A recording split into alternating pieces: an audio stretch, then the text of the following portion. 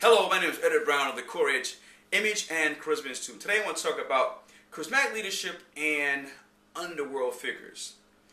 For some reason in the society, and I'm going to back up for a minute. The reason why I want to talk about this topic is because if I'm going to be fair and balanced with charismatic leadership, I have to not only talk about the benefits to organizations, but benefits to organizations that are illegal or serve as part of the underworld, or above or against the establishment. And it's not for me to put a moral value, though that's not my style to be a criminal. It's not for me to put a moral stamp to it. I just want to bring it out there for consideration and conversation.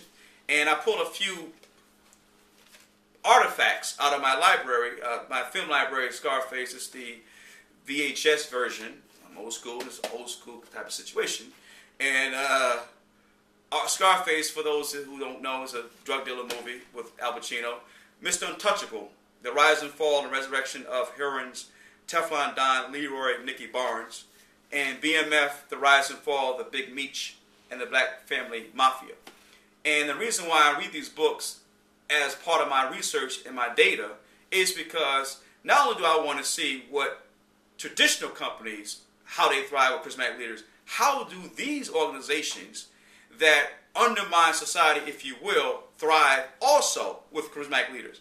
And so there are a few things I think are takeaways that we can learn from the concept of these people who are underworld figures being charismatic leaders. First, I believe that we live in a society where rugged individualism is the creed. That we Americans love the idea of someone having nothing and thriving to the higher success in life. And it doesn't matter how they got it and how they do it, we still are enamored by it, particularly if they have big personalities like the late John Gotti, or Nicky Barnes is still here, but invariably he did over like 20 years in jail, or over 20 years in jail, and Big Meech is in jail now, and obviously at the end of the movie Scarface, Al Pacino dies, Tony Montana dies.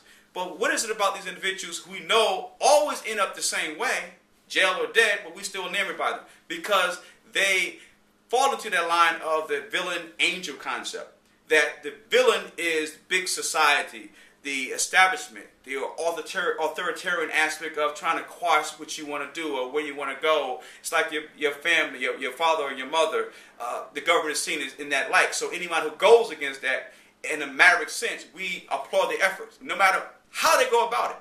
So one, we are anti-establishment as a whole as it relates to the creed of rugged individualism. Secondly, because of that push and pull of societal dictates of the villain angel concept, we want the little guy to win, because the little guy often is squashed by a government or the pressure of the establishment.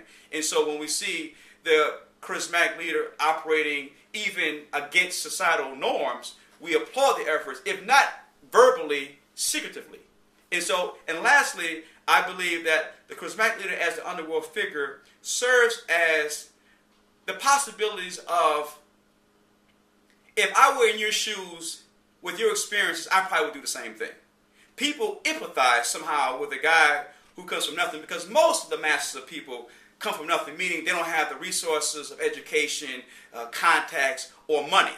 And so when we see somebody thriving like that charismatically and capturing our imagination, and the government can't necessarily find a way to pin a crime on them outside of tax evasion, we applaud the efforts. And even when a person go down like they always go down, we still lament the fact that they went down, but we also applaud the effort that they actually gave it a good college try. And so these are the conceptual aspects of charismatic leadership as applies to the underworld, that we love the rugged individualism of American creed. We love the small guy who supersedes and wins in the end. And we love the idea that even if you lose, you gave it an old college try, and we love that and happy for the fact that you went that far.